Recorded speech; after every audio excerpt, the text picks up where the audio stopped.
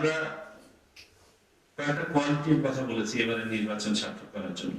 এক নম্বর বলেছি স্বচ্ছতা। আপনি যা করবেন স্বচ্ছভাবে করবেন, খোলামেলাভাবে করবেন, মিডিয়া করে দিবেন, কোনো লুকাছাপা নেই। দুই, নিরপেক্ষতা। এবং নিরপেক্ষতার প্রশ্নে নির্বাচন কমিশন অত্যন্ত শক্ত অবস্থান নিয়েছে এবং নিবে। আমাদের পছন্দ অপছন্দ ব্যক্তি নাগরিক হিসেবে ভোট দেওয়ার মধ্যে সীমাবদ্ধ, আর কোথাও নয়।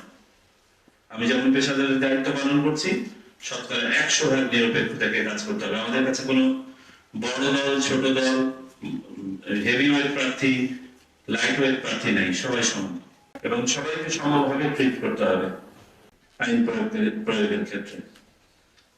আমি শুধু একটা ওয়ার্নিং বলে রাখি, বলা অমূলক, তদুপরি বলে রাখা ভালো।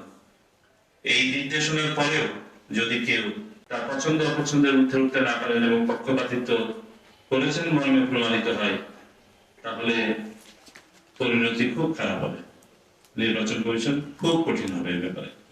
দয়া করে সবাইকে সতর্ক করে দেবেন, যারা এখানে উপস্থিত আছেন তাদেরকে আমি বললাম, আপনাদের অধীনস্থ যারা কাজ করবেন, প্রিজাইডিং অফিসার, সহকারী প্রিজাইডিং অফিসার, সবাইকে যে কোনো অবস্থাতে যেন কোনো পক্ষপাত দুষ্টতায় আমরা দুষ্ট না হই, দৃঢ়ভাবে কাজ করে যাবেন।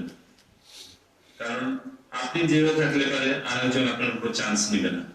তার মানে এই নয় যে আমরা সবখানে শুধু বল প্রয়োগ করবো না, আমরা মধ্যপন্থা অবলম্বন করবো, আমরা গ্র্যাজুয়াল রেসপন্সে যাব, কিন্তু এট দ্য সেম টাইম আমরা কোন নমনীয়তা দেখাবো না যেখানে দুষ্টামি হচ্ছে।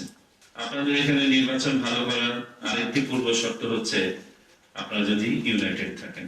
এই মেসেজটা ক্লিয়ারলি দিয়ে এই মিটিং এর আমার অন্যতম উদ্দেশ্য হচ্ছে এটা, যে একটা ইউনাইটেড টিমকে একটা প্ল্যাটফর্মে দেখা এবং বোঝানো যে ইউনিটি মানে কি। আমি যে কমিটিগুলো ভেঙে বোঝালাম, এটা বোঝালাম যে ইউনিটির রিকোয়ারমেন্টটা কি। আপনারা যদি একটা মেসেজ এস্টাবলিশ করতে পারেন যে you are united, and united for what? United for a purpose. পারপাসটা কি? একটা সুষ্ঠু, সুন্দর, গ্রহণযোগ্য, নিরপেক্ষ নির্বাচন। এই পারপাসে আপনারা সবাই ইউনাইটেড,